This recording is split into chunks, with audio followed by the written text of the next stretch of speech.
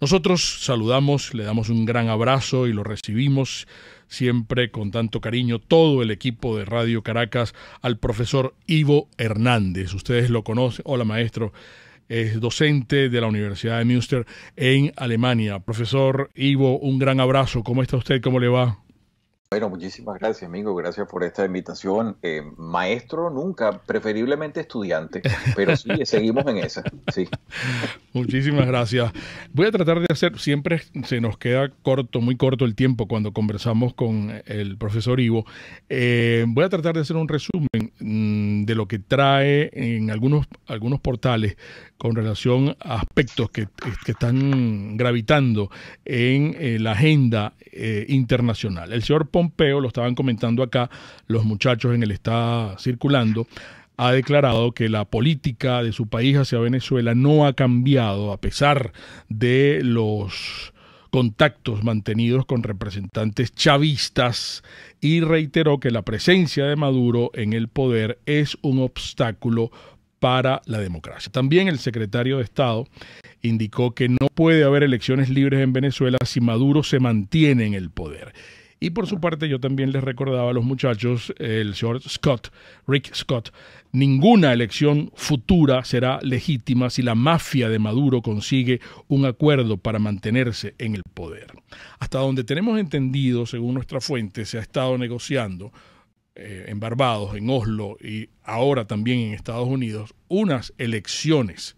Hasta el régimen ha tenido que reconocerlo.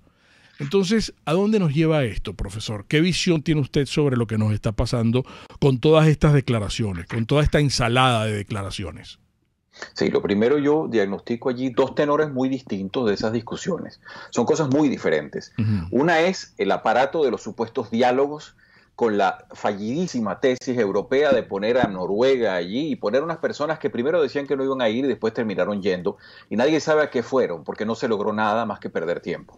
Eso como primera medida. Como segunda medida, de parte de los Estados Unidos, sí entiendo perfectamente lo que están haciendo, porque ellos lo que están es minimizando costos, es decir, haciéndole ofertas a las personas que todavía pueden negociar algunas posibilidades para su futuro, haciéndole alguna oferta en donde se minimice la situación y dice, mira, vamos a tratar de resolver esto. Un caso que pudiera ser análogo es el caso, vamos a irnos un momentito hacia el año 60 y tanto, de la guerra de Vietnam, porque el problema de la guerra de Vietnam no fue el conflicto como tal solamente, sino que Estados Unidos se vio atrapado apoyando a un gobierno corrupto en Vietnam del Sur. Sí. Entonces, ¿qué pasaba allí? Había momentos en los cuales Estados Unidos, claro que trataba de negociar con Vietnam del Norte, pero el problema era que estaba atado a sus aliados naturales. Entonces aquí hay que entender muy bien la situación de lo que se está haciendo. Estados Unidos, claro que está tocándole puertas a estos sujetos que además muchos de ellos no tienen ningún mañana o muy poco que ofrecer y cada día la piel de zapa se va encogiendo. Eso está claro. Y los anillos de la anaconda siguen cerrándose porque el único país que ha mantenido una estrategia coherente respecto a su oposición a la tiranía venezolana son los Estados Unidos. Estados Unidos. Sí, es coherente, no tiene, en ese sentido no se puede, la plana es absolutamente vertical, lo que ha venido haciendo con las sanciones que han hecho, con toda la cantidad de medidas contra los personeros para salvar a Citgo y que han hecho además que países inmediatamente se plieguen a la situación. El caso de Turquía, no lo debemos olvidar. Ese banco viene desde el Imperio Otomano, ese es uno de los principales bancos de Turquía y donde el Estado tiene gran capital o mayoría de capital. Eso es importantísimo. Lo que pasó con China, con la compañía CNOOC, que es la petrolera internacional de ellos y que ahora esa misma, desmienten incluso que supuestamente Wilson iba a arreglar las refinerías venezolanas.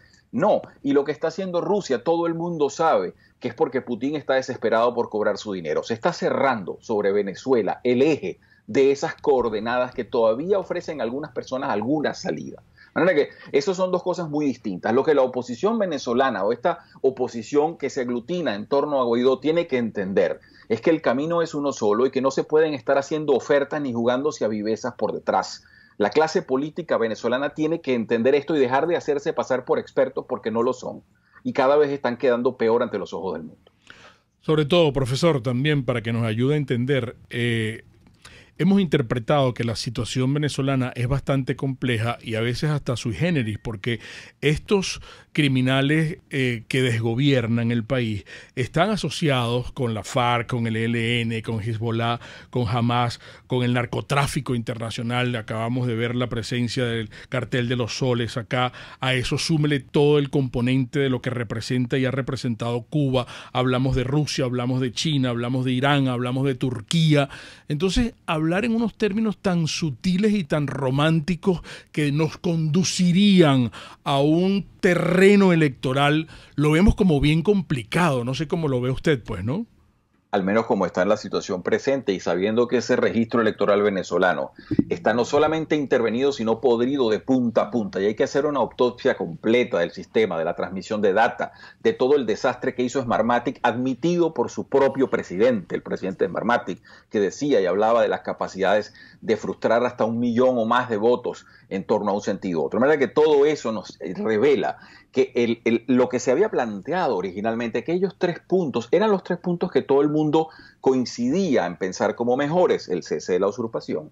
Eso sería, sobre todas las cosas, el primero de los pasos, ¿no? El gobierno de la transición, y entonces luego de eso y de la limpieza necesaria de este desastre que se ha manifestado en los últimos 20 años sobre Venezuela y se ha cernido sobre nosotros, entonces pasar sí a unas elecciones que se puedan llamar elecciones. Nada de lo que se haga ahorita sería electoral, nada de eso. Y eso tiene que entenderlo esa oposición que febrilmente hace unos llamados como especie de toreando para las gradas. No convence eso. No convence ni siquiera con los pobrísimos argumentos ni insultos que manejan en las redes sociales. Hay que entender que las cosas, estamos en este momento en una vitrina y todo se está viendo. Ha dicho muy bien Mingo esa situación de intervención de diversas fuerzas. Y aquí hay que entender que justamente en eso las sanciones de Estados Unidos han apretado a la culebra por la cabeza. Porque claro, ¿qué tienen en común todas esas organizaciones?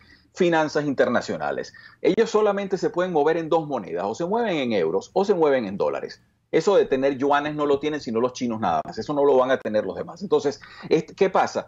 Que Estados Unidos, al aplicar sanciones y al aplicar vinculaciones con Venezuela y con el régimen criminal, pues empieza a asfixiar a esas personas. Lo que pasó en Turquía no fue que de repente al gobierno de Erdogan le entró una especie de brisa ética en la cabeza. No, eso no fue. Es absolutamente coherente y racional lo que pasó, lo que pasa con China. Para China, Venezuela es simplemente una cosa decorativa en torno a sus negocios con Estados Unidos. Y si Estados Unidos dio cierta flexibilidad, como se mostró hasta diciembre con los aranceles, pues correspondía a China hacer lo propio de otra manera.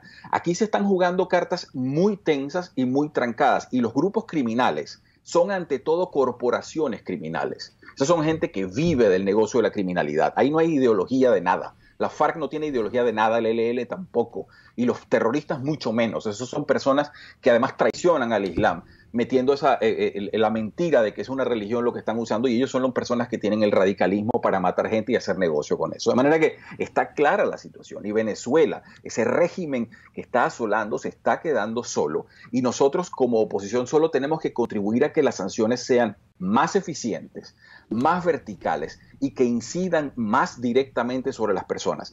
¿Por qué todavía de este lado de la oposición algunos se oponen y algunos las cuestionan? Eso es lo que merece curiosidad. Sí, ahora fíjese, Cuba es un ejemplo. Yo le estaba colocando a los muchachos el símil a propósito de la resolución de Major League Baseball de prohibir a sus jugadores a que vengan acá a jugar. Entonces yo me imaginaba que el régimen iba a tomar eso como una bandera a decir, bueno, fíjense ustedes hasta dónde llegan las sanciones. El béisbol, que es el deporte nacional. Fíjense ustedes cómo pretenden prohibirnos. Bueno, yo me imagino que el primer juego de Caracas Magallanes va a ser con pelota de goma, pues, ¿no? Y con unos palos como si fuera chapita, pues, con unos palos de escoba. Aquí estamos resistiendo contra el imperio. Y entonces hacen y orquestan toda una campaña dándose de víctimas, pues, ¿no? Porque eso es lo que ha hecho Cuba durante más de 60 años. Eso también es lo que nos espera a nosotros. Tenemos que seguirnos viendo en ese espejo, producto de todas esas sanciones que han sido manipuladas por los Castro y también acá por Chávez y por Maduro. No porque Venezuela no tiene, y este régimen no tiene, ni soñando, la capacidad de cancillería que ha tenido Cuba y su poder sobre Europa, sobre incidir dentro de la política interna de los países europeos para mover inversiones en respecto a Cuba y todo eso como primera medida, como segunda medida, porque Venezuela no tiene otra Venezuela que parasitar.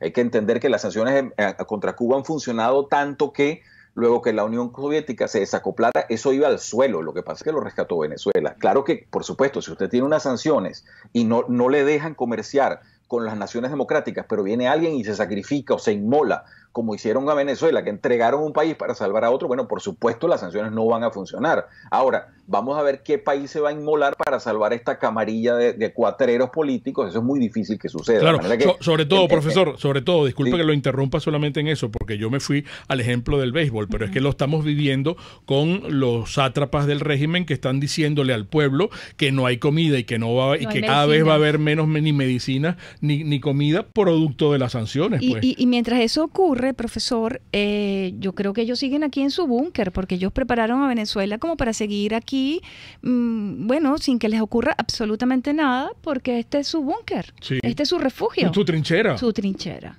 exactamente. Sí, eso puede ser hasta cierto punto, Erika, ¿no? Sí, ¿cómo está, profesor? Le saludo. Sí, un cordial saludo. Ese punto es muy válido, ese punto de resistir. Ahora bien, hay que entender que estos son personajes que han saqueado el país, pero los fondos están fuera de Venezuela. Entonces, estos son sujetos que sobre todas las cosas lo que están pensando en este momento es cómo van a disfrutar del botín robado. Aquí no hay mucha ideología, aquí no va a haber una señora como Magda Goebbels, que es la esposa de Goebbels, que se mató a los 6 hijos y se suicidó ella y dijo, yo no quiero vivir en un mundo sin nacionalsocialismo. Eso no va a existir en Venezuela. Aquí nadie va a poner aquí la filosofía es más o menos con aquello del pescuezo no retoña, y la venta de personas en lo que empiezan a aparecer los precios por cabeza va a ser bastante interesante. Bueno, pero ya pusieron precio a la cabeza, y disculpe que le interrumpa, ya le pusieron precio a la ubicación de Tarek El Aissami. Y sin embargo vemos que aparece junto con Diosdado en su programa, ¿no? En días ha pasado esto, es correcto. Y ahí lo que tenemos es que esperar que todo esto cobre una dimensión real. El problema es que en Venezuela, por como se está viviendo la situación tan grave, la gente tiene una impaciencia que es natural y normal.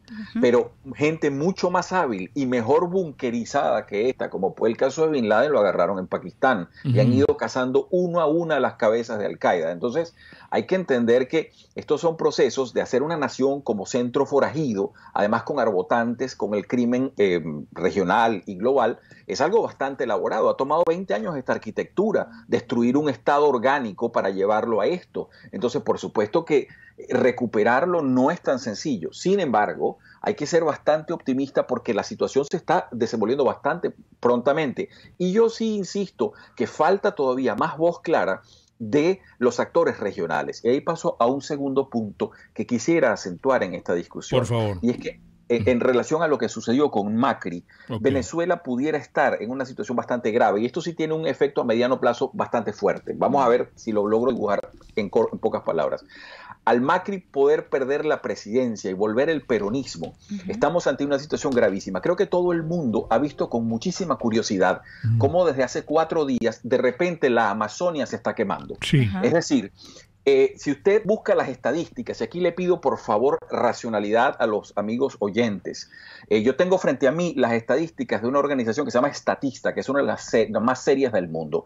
La quema del Amazonas y su deforestación es algo muy serio. El año pasado más o menos se calcula que hubo 7.900 kilómetros cuadrados. Bueno, yo les voy a decir algo bien sencillo. Eso fue el año 2018. Es donde tenemos la estadística. Tengo frente a mí las estadísticas de Lula, es decir, del 2005 al 2008, triplican lo que está diciéndose que quemó Bolsonaro.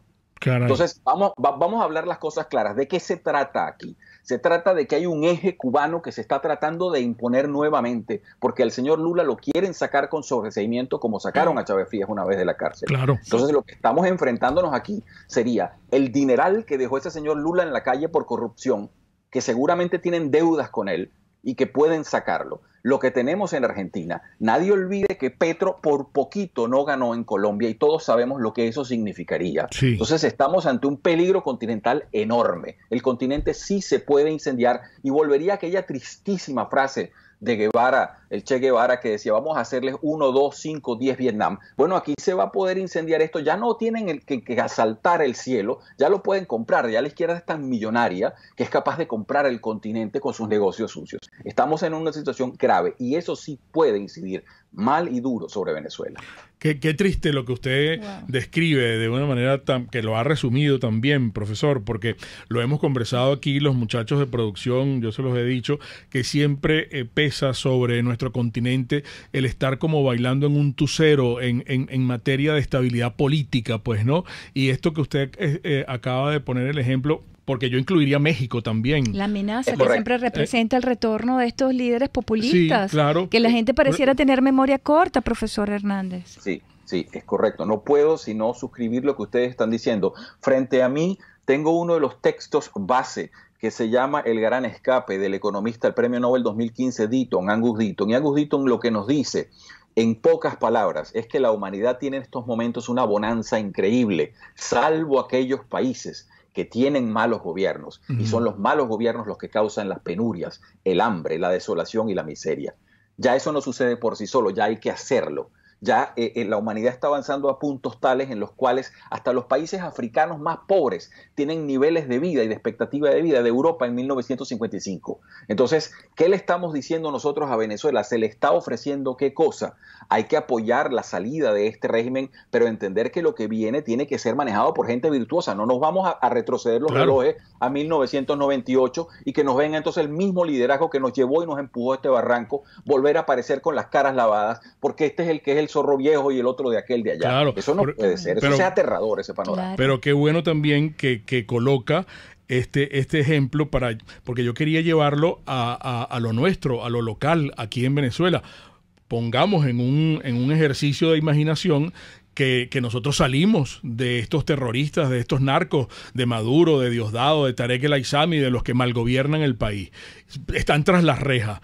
Bueno, y está Guaidó, o está María Corina, o hay otro panorama que se ve y que se vive y que se respira acá en Venezuela. ¿Usted cree que en 2, 3, 4 años de una gestión de Guaidó, de María Corina, de lo que sea, de una coalición, de lo que nos venga saliendo de estos sátrapas que malgobiernan, pues a los 2 o 3 años los llamarán, Maduro regresa, por favor, que reviven a Chávez, porque aquí no tenemos... Que pase como Argentina ahorita. Que pase como está pasando en Argentina, o como el profesor estaba poniendo el ejemplo de Lula. Si a Lula lo sacan de la cárcel, tú puedes apostar que es presidente otra vez de Brasil, pues no. Entonces, bueno, esta tragedia, profesor, ¿qué hacemos con esto? Lo único como argumento que puedo esgrimir ante esa razón, que es bastante coherente de parte de ustedes dos, es lo siguiente, que ninguno de esos países ha sido marcado en fuego como lo ha sido Venezuela. Es decir, Venezuela era un país normal, con todos sus defectos. Si usted retrocede el reloj al año 95, 96, con los problemas que teníamos, y eso que el gobierno de Caldera fue bastante lamentable en muchos sentidos, era un país normal. La debacle, la destrucción, ver gente comiendo basura, ver gente morirse, como todos hemos tenido familiares o amigos que han muerto y nos queda la duda si era que le tocaba morirse o fue que se murió porque no había la pastilla que tenía que tomar. Sí, que lo mataron. Exacto, porque eso es la gran duda que nos queda. Claro. A ustedes seguramente, a mí se me han muerto amigos y personas, y usted dice, bueno, uno le queda siempre la duda. ¿Esa hipertensión bien tratada era para que pasara eso o no? Auténtico. Entonces, el punto allí es que quizás esos países no han sido marcados y que Venezuela tiene la gente, tiene el talento. Hay que recordar que dentro del desastre de lo que ha provocado la ignorancia de este sujeto Chávez con Maduro y todos estos personajes, es que han destruido y lanzado a la diáspora la generación más preparada de Venezuela en toda su historia. Sí. Es decir, Venezuela formó desde los años 70 al año 2000, no solamente que el sistema de las orquestas, no solamente un sistema universitario, un sistema de gente preparada afuera. Lo que hemos dilapidado es talento humano. Si todo eso pudiéramos congeniarlo, Venezuela tiene más talento humano incluso que la Alemania de posguerra. Entonces hay que entender que si se puede, y hay la gente virtuosa para conducir esto, y entender que no se trata de hacer Cúcuta otra vez y que pase la cosa con 4 vivos que dicen que agarraron plata o no agarraron plata. Si tenemos eso superado, no hay ningún obstáculo para que Venezuela no conozca sino un gran éxito. Somos un país petrolero y hay mucha gente que sabe de petróleo, es decir, que esa industria que está en las ruinas se puede levantar. Y el Fénix sí se puede levantar. tenemos con qué hacerlo, pero no con el pasado. Es con gente que sabe. Venezuela tiene, vaya usted a las universidades más brillantes del mundo, ahí hay un venezolano. Y donde están los venezolanos, ¿por qué se caracterizan? Porque se resbalan en lo seco y se paran en lo mojado. Es decir, son personas que con nada hacen algo, porque aprendieron a hacer así. Entonces, ¿cómo vamos a dilapidar ese talento? Y vamos entonces a anclarnos con octogenarios en la política que supuestamente saben, pues no saben nada. Sí. Y a los efectos me remito, tenemos 20 años como Moisés en el desierto, dando vueltas porque no encontramos la tierra prometida y la tenemos al lado. Entonces vamos a empezar a hablar con cierta coherencia, repito, no nos dejemos marear por la situación. ¿Es preocupante lo de Argentina? Sí. ¿Por qué? Porque eso puede llevar a un efecto geopolítico negativo que nos pudiera amilanar al único socio que ha mantenido incólume su posición, que son los Estados Unidos. Lo de Europa da pena. Cada vez que sale la señora Mogherini, eso es realmente así como uno dice, Dios mío, ¿qué será lo que no va a decir esta vez? Porque dice, entonces, por ahí tenemos que introducirnos. Y repito, entiéndase, lo de la Amazonia es grave, es gravísimo. ¿Y dónde está el arco minero? Así es. ¿Por qué nadie dice esa barbaridad? Y que hay países... Yo lo comenté esta mañana, profesor, que incluso y ¿cómo es que se llama? Que se me olvidó, se me fue ahorita el nombre. Estaban ofreciendo ayuda para resolver el problema de la Amazonia. No salió Arreaza a decir que aquí Venezuela puede ayudar y puede pagar. Y el arco minero está destrozando la zona. Sí, vamos a hablar de eso, pero tiene que ser en la próxima parte, profesor, porque tenemos un intervalo breve comercial, tenemos una pauta con máster. Es el profesor Ivo Hernández, docente de la Universidad de Münster en Alemania. En momentos regresamos. Un espacio para formar la nueva opinión pública venezolana. Por todos los medios. Conmigo.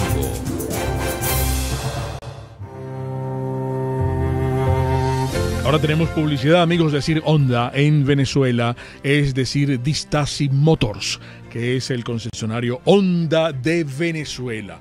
Y les recuerdo una vez más que Honda en el mundo entero ha orquestado toda una campaña preventiva para que le revisen a usted su sistema de airbag, el sistema de airbag de su carro. Si usted tiene una camioneta Honda, un carro Honda, bueno, aquí en Venezuela lo va a traer a Distasi Motors, porque nosotros tenemos que revisarlo. Es algo muy sencillo, le vamos a colocar un inflador modificado en el módulo del airbag, y eso dura aproximadamente 1 hora, pero quiero enfatizar que es completamente gratis. Pero tiene que ser por cita, por estricta cita. Usted va a pedir su cita en Distasi Motors, acá en el 0212-285-7779 o directamente en www.distasi-honda.com.ve. ¿Usted no le provoca tener este fin de semana una gran torta, una torta riquísima para compartir con toda la familia? Bueno, para eso está Del Corso y Tartufo. Usted ahora va a llamar, puede hacerlo ahorita, ellos están desde las 5 de la mañana. Puede llamar al 941-1971 o 239-5861. Puede decir que usted quiere una torta de mazapán, porque no tiene por qué haber un motivo de un matrimonio o de un bautizo o de una comunión o de un divorcio. No, la torta de mazapán es cualquier motivo. O puede ser una torta de arequipe o un brazo gitano o una marmoleada o una milhoja griega que es crocante. O la santonoré o la selva negra o la selva blanca o la trufa o la de jazz. Caray, esa torta. Y vengan a desayunar este fin de semana. Del Corso y Tartufo, 2 maravillosas pastelerías unidas por una misma tradición. Puedes seguir nuestra programación a través de rcr.tv, la radio que se ve. Moisés Naim en Efecto Naim. Hola, soy Moisés Naim desde Washington. Conéctese a rcr.tv. También nos puede seguir por @Efecto Naim en Twitter. Y estamos en Facebook y en Instagram. Y no olvide que puede disfrutar todos los contenidos del programa cuando usted quiera, suscribiéndose a nuestro canal de YouTube. Nos vemos en la radio. Los miércoles y viernes a las 7 de la noche. Solo por RCR 750 AM. RCR 750 AM. Porque lo bueno une. Un periodista espontáneo, frontal, observador, inconforme, con mucho que decir y escuchar. Regresamos por todos los medios. Conmigo. Vamos a la recta final de esta conversación con nuestro admirado y querido Ivo Hernández, docente de la Universidad de Münster en Alemania. Erika, admirado y querido por todos, también nuestros espectadores y oyentes. Dale un resumen, hazle un compacto de todo lo que estamos recibiendo. De los comentarios que estamos recibiendo. Orgullo venezolano, felicitaciones por ese invitado de lujo. Pues palabras hermosísimas para usted, profesor. Muchísimas gracias. Bueno, la sangre no es agua, hay que decir eso, ¿no? Sí, y bueno, Venezuela, ¿qué puede uno decir? Pues que tenemos entre todos esa responsabilidad histórica, pero creo que se puede. Uno tiene que ser optimista y sobre todo el país tiene un enorme potencial humano. Olvídense del petróleo, olvídense del oro, del coltán, de todas esas cosas. Qué bueno que las tenemos, pero lo que tiene Venezuela y tiene que recuperar es la gente y lo bueno de esa gente. Porque hasta ahora hemos visto, sobre todo por parte de estas personas muy mal habladas, muy groseros, muy ordinarios, hemos visto la parte fea que teníamos y que sabíamos que existía, pero ahora ha sido expuesta mundialmente. Entonces, hablar como hablaba Chávez, nosotros no somos así. Venezuela es la tierra de Venezuela en el siglo XIX dio una gramática de Andrés Bello, dio un modal de buenas costumbres. Es un país que educa a la gente, un país donde la gente es bien hablada, culta. Venezuela no es un país de patanes con lenguaje cuartelero, eso no es así. Y algunos políticos que tratan de imitar esa pobreza de lenguaje en lugar de darse cuenta que su posición debe ser didáctica respecto a la sociedad y empezar por decir las cosas bien, porque el que no puede decir las cosas bien, mal las puede pensar bien, porque el lenguaje no es el caballo del pensamiento, es el jinete. Entonces tenemos que decir las cosas bien y hablarnos con respeto y con claridad. Eso nos angustia mucho, profesor, y lo hemos abordado en distintas oportunidades, porque hay gente que nos dice, bueno, pero ¿cómo hacemos que tal candidato hay que ponerlo popular, hay que ponerlo, hay que chabacanizarlo, hay que ranchificarlo para que le llegue al pueblo, cuando lo que tenemos que hacer, profesor, es elevar el nivel del pueblo? ¿Cómo vamos a ranchificar y a poner, por qué tiene que ser con groserías y con mal hablar? Eso no lo entendemos realmente. ¿Por qué se insiste en que para ser popular y llegarle al pueblo venezolano, a los más desposeídos, pues hay que colocarlos en un rancho? ¿Por qué tiene que ser así? Porque fue así, pero realmente si seguirá siendo así no lo sabemos. Hay mucho encuestador que es un vendedor de espejismo para Venezuela, hay que entender eso también, ¿eh? Hemos vivido de parte o de la mano de muchas encuestas que nos muestran lo que quieren que veamos, pero repito, en Venezuela hay dos cosas o dos grandes defectos que nos han pasado con los protocandidatos que hemos tenido. Una es esa, que pretenden vulgarizarlos creyendo que eso los populariza, y la segunda es que no se les puede criticar, porque usted no puede criticar al candidato fulano, porque si usted lo critica, entonces usted lo está dañando. No entienda al contrario que se le está ayudando, porque la crítica es luz. Si usted le dice las cosas bien dichas a tiempo, evita que ese sujeto se aísle, se endiose y termine hablando disparates, como ya nos ha pasado con algunos. Sí. Entonces hay personas que se aíslan completamente, empiezan a poner un montón de teléfonos enfrente, a hablar con una ordinariez y a insultar a todo el mundo y a maltratar a la gente. Eso no tiene nada que ver con liderazgo. Liderazgo se trata simplemente de decir lo que hay que decir y decirlo a tiempo, y luego saberse callar. Entonces, eso no lo hemos visto. ¿Por qué? En parte porque dice, no lo critique, no sumes que, no restes que sumas, o no sumas que restes. Eso no funciona así. ¿Y tú qué propones? ¿Ah? ¿Y tú qué propones? Que también es la frase. ¿Y tú qué propones? ¿Y tú qué propones? Si no vas a sumar, cállate. Ese tipo de comentarios que invitan también a que seamos como muy radicales a la hora de apoyar a alguien, ¿no? En principio propongo discutir, hablar, simplemente con respeto, pero hablar, exponer las dudas que todos tenemos. Estamos en este momento cerrando agosto. ¿Qué hemos logrado con un gobierno encargado que comenzó en enero? Muy poco. ¿Qué podemos lograr? Mucho. ¿Cómo? Cambiando las estrategias y hablándole claro a las personas, que la gente no sienta que hay una clase política que vive, piensa y actúa de una manera distinta porque tiene financiamientos que ni siquiera sabemos cómo funcionan, y un pueblo que se está muriendo de mengue y de hambre. En la medida en que haya esa desidentificación, pues por supuesto va a haber cada vez más divorcio entre las verdades que se están manejando, entre las opiniones y criterios de la realidad. Eso es muy importante. Hay un puntito que quisiera también, como estábamos hablando hace poco de Brasil, quisiera llevarlos a un punto que sobre Venezuela puede tener incidencia breve. Esto en los próximos días va a venir. En la costa vasca, en Biarritz, del lado francés, se reúne el grupo de los 7, que como ustedes saben son los países, se les llamaba antes los países ricos, aunque China no está ahí, ni India tampoco. pero India va como invitado, pero no es formal. El punto aquí importante es que se está haciendo esa cumbre que va a empezar mañana y está la contracumbre. ¿Por qué es importante esto? Porque uno de los temas va a ser la Amazonia. Eso es definitivo así. Y la contracumbre que la organiza toda la izquierda mundial, ahí está el Podemos de España, está Unidas por el Partido de la Izquierda Unida, están los vascos de Bildu, etcétera, una cantidad de izquierda. Por supuesto que va también a estar representación de la bandera venezolana, que ya figura en algunas partes y se ha dejado ver. Entonces hay que estar atentos allí para que no se siga disfrazando y desdibujando la realidad de lo que nos acontece. Eso es muy importante para las personas que nos representan en esos países y que tomen carta cabal en los medios de esos países. Ya para terminar, nos quedan un par de minutos. Nosotros promovíamos este encuentro con usted ayer. Habíamos colocado un tuit, era en interrogante. ¿Tiene razones para estar nervioso el narcorrégimen de Maduro? Esta semana hubo bastantes dimes y diretes entre Diosdado, entre Maduro, las conversaciones con funcionarios de Trump, si se habían reunido o no se habían reunido, yo me reúno, pero con el permiso del presidente Nicolás, etcétera. Pues usted, ¿qué lectura le dio a este sainete que vimos en materia política esta semana por parte del narcorrégimen? Sí, para cerrar, justamente con una especie de serpiente que se muerde la cola, diría que esas discusiones se han venido dando y que Estados Unidos solo busca minimizar costos. Claro que se van a reunir, claro que van a enviar emisarios para discutir y van a ofrecer algunas cosas. Y atento quien todavía pueda negociar, porque algunas personas no pueden negociar.